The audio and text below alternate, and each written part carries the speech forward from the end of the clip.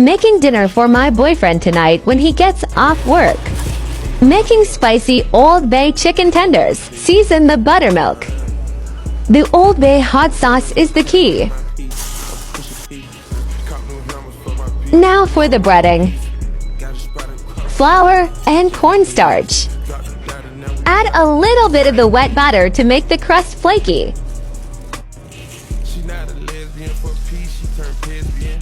Now for the sauce.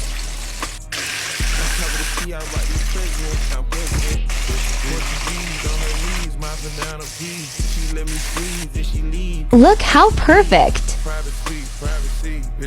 Listen to that crunch. Ignore the messy plating. Man was in love. He gave it a 9 out of 10.